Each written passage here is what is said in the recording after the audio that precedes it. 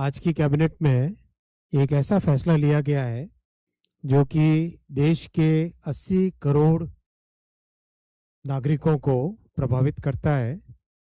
आप सब जानते हैं कि आज हिंदुस्तान में दुनिया की सबसे बड़ी फूड सिक्योरिटी प्रोग्राम चल रहा है।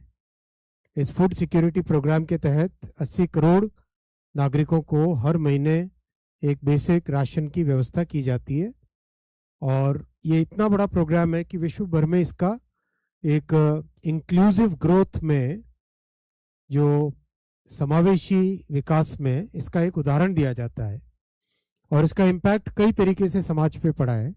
भारत में गरीबी कम होने का भी इस योजना का बहुत बड़ा श्रेय है।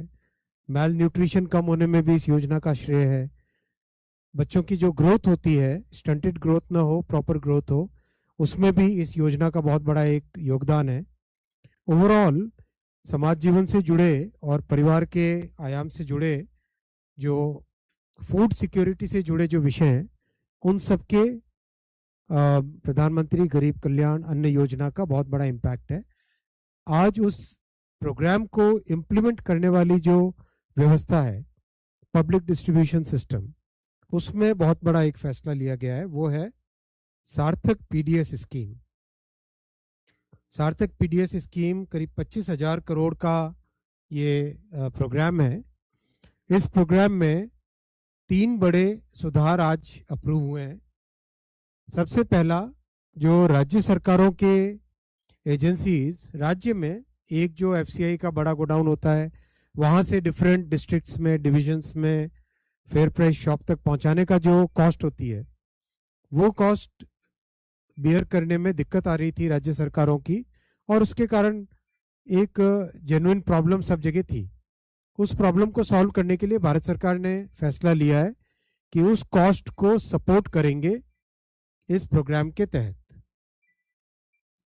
दूसरा, जो फेयर प्राइस शॉप्स हैं, उन फेयर प्राइस शॉप्स में जो डीलर्स का रिम्यूनरेशन रखा गया था, एक लंबे टाइम से वो स्टैटिक था, उसको बढ़ाने की ज़रूरत थी, क्योंकि सब जगह से फील्ड से डिमांड आ रही थी कि फेयर प्राइस शॉप वालों को थोड़ा अधिक रिम्यूनरेशन मिलना चाहिए।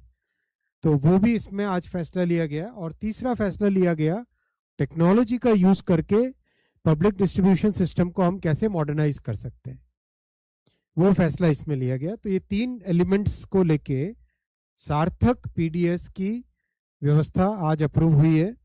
25,530 करोड़ रुपए का इसका एलोकेशन है। 5 साल का टाइम फ्रेम है पूरी स्कीम का। इसमें 3 बड़े एलिमेंट्स रहेंगे टेक्नोलॉजी के।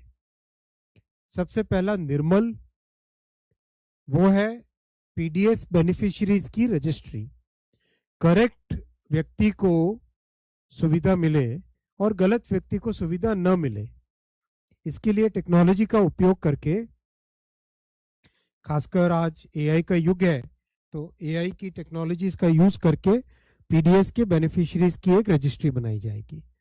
और बहुत फोकस किया जाएगा इंटर मिनिस्ट्री और इंटर डिपार्टमेंट। मान लो राज्य सरकार की कोई स्कीम है, उसके तहत डेटाबेस एक अवेलेबल है। मान लो भारत सरकार की किसी और स्कीम में कोई डेटाबेस अवेलेबल है। इन सब का अगर एनालाइज करें और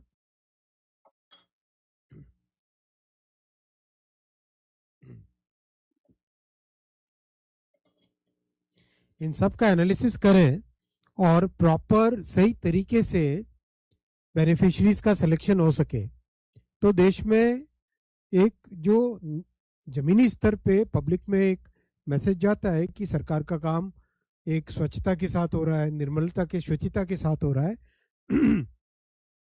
ग्रीवेंसेस कम होती है, तो ये इसमें निर्मल में रखा जाएगा। दूसरा है, किसी की भी पब्लिक की कोई ग्रीवेंस हो, उसको सॉल्व करने के लिए एआई इनेबल्ड सिस्टम है आशा। इसमें प्रोएक्टिव फीडबैक भी है। आज माननीय मंत्री जी फूड के पब्लिक डिस्ट्रीब्यूशन के श्री प्रहलाद जोशी जी बता रहे थे कि करीब 20 लाख पर मंथ, करीब 20 लाख से अधिक, 2 lakh per month, 2 lakh calls per month जाती है, अच्छा वो पूरे साल भर का बता रहे थे, 2 लाख कॉल्स के आसपास पर मंथ जाती है बेनिफिशियरीज को उनका फीडबैक लेने के लिए, प्रोएक्टिव फीडबैक का ये मेथड।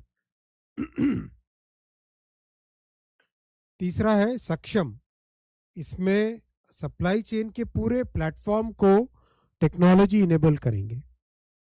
हर एक फूड ग्रेन के बैग को क्यूआर कोडिंग करना, जितनी गाड़ियां जाती है उसका जीपीएस टैगिंग रखना, डैशबोर्ड्स प्रॉपर बना के उनका ट्रैकिंग करना, ताकि वैसे भी पिछले 10 वर्षों में आप देखेंगे भारत सरकार के प्रयासों के कारण और राज्य सरकारों के सहयोग के कारण बहुत एक बड़ी जो पीडीएस का राशन पहले की जो व्यवस्थाएं थी उनसे बहुत एक डिफरेंट सिचुएशन आ गई है, लेकिन अब उसको नेक्स्ट लेवल पे ले जाने के लिए ये टेक्नोलॉजी का इनेबलमेंट इससे किया जाएगा।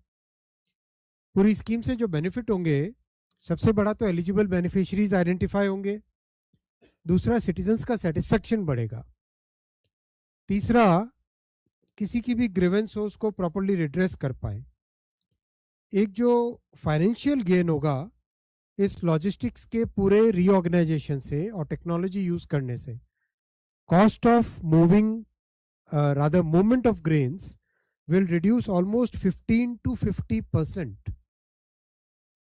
Instead of moving everything from one place to other in a non-technically enabled system, technically enabled system में movement of food grains will substantially reduce, 50% तक भी रिडक्शन संभव है, 15% तो होगा ही होगा कम इस पूरे व्यवस्था से।